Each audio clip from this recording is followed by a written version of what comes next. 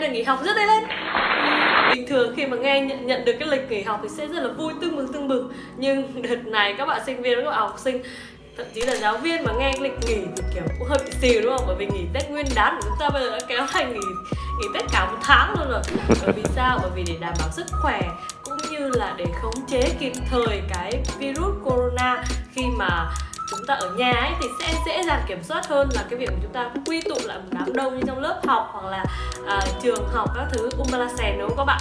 Mặc dù là ở nhà nhưng mà các bạn vẫn phải kiểu cố gắng luyện tập, học tập hàng ngày nhé, hoặc là trau dồi kiến thức bằng cách đọc sách này, xem video vân vân la nhé.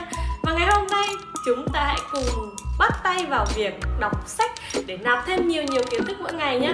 Nhưng có một vấn đề đó chính là khi mà chúng ta bắt đầu với một quyển sách, chúng ta rất là dễ dàng có cảm hứng bởi vì cái bìa sách nó đẹp này, chúng ta nghe những người này người kia review là sách này hay này, xem những vlogger người ta nói là sách này có kiến thức này kiến thức kia rất là xịn này, thậm chí là chúng ta thích một quyển sách bởi vì tác giả của nó đáng yêu thôi. Nhưng khi chúng ta cầm quyển sách lên bắt đầu đọc thì rất là hứng khởi. Nhưng mà để kết thúc được một quyển sách thì ít ai mà làm được điều đấy, đúng không? Và kiểu ghi nhớ những cái thông tin ở trong đầu, đúng không?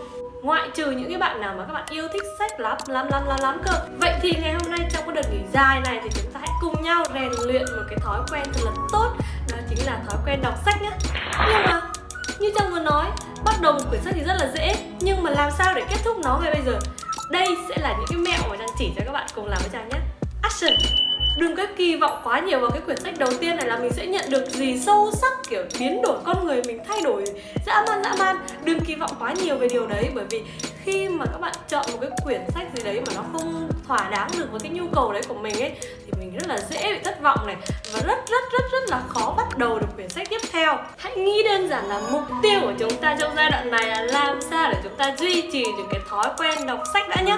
Vậy nên đừng quá kỳ vọng về một cái điều gì đấy quá to lớn trong quyển sách đầu tiên, mà hãy cứ để cho chúng ta bắt đầu bằng một cách thật là dễ chịu, bằng việc là lựa chọn những quyển sách mà nó tạo cho chúng ta cảm hứng thật tốt, và lựa chọn một quyển sách thật hay trong cái lần đọc đầu tiên này nhá.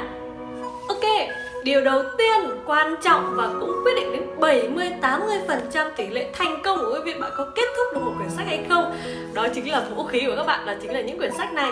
Vậy thì câu hỏi đặt ra là lựa chọn sách như thế nào để phù hợp với cái cảm hứng của mình, khiến mình có thể quyết tâm đọc hết quyển sách đấy.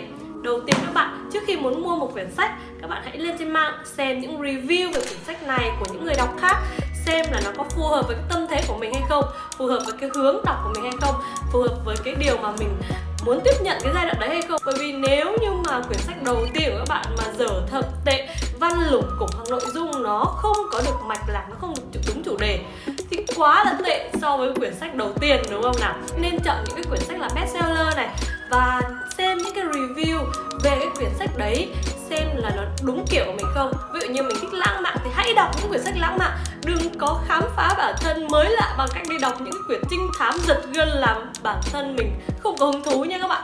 Hoặc là ví dụ như các bạn đang muốn tìm hiểu về kinh doanh thì hãy đọc những quyển sách về kinh doanh, đừng có theo những chiều hướng là thay đổi bản thân để đi đọc lãng mạn thì nó rất là nhàm chán trong cái giai đoạn đấy đối với chính các bạn. Hiểu ý Trang không nào? Hãy biết cái gu nào phù hợp với bản thân mình, hoặc là đơn giản là cái điều gì mình đang muốn tiếp nhận giai đoạn đấy thôi.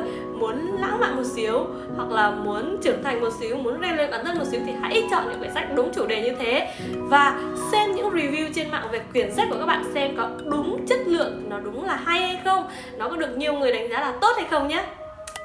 Điều thứ hai đó chính là thời điểm đọc sách.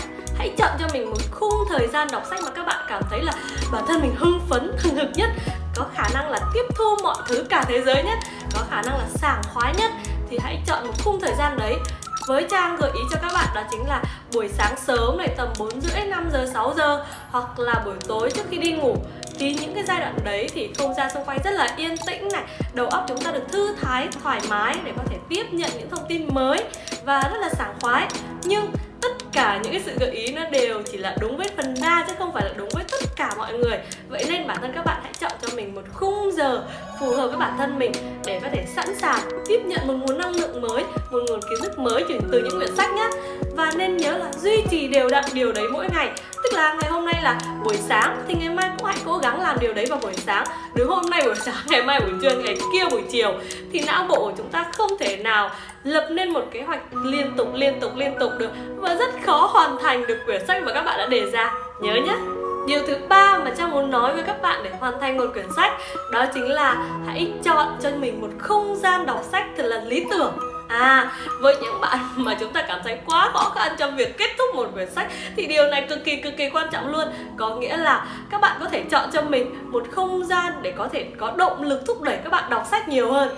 Có thể là thư viện, khi mà xung quanh các bạn cũng có những người đọc sách cùng với các bạn. Các bạn có thể đến những cái quán cà phê dành cho người đọc sách, thì nó sẽ chia ra thành các khu ấy. Thì mỗi người sẽ ở một khu đơn giản như thế, và nó có nhạc rất là dễ chịu này, không gian xung quanh rất là thoải mái này, và có những người cũng đọc sách như các bạn. Hay là các bạn đừng chọn những cái nơi như kiểu là ra một góc vườn, ngay chỗ đấy có một bãi rác hoặc một con gà gáy o suốt cả ngày nhá.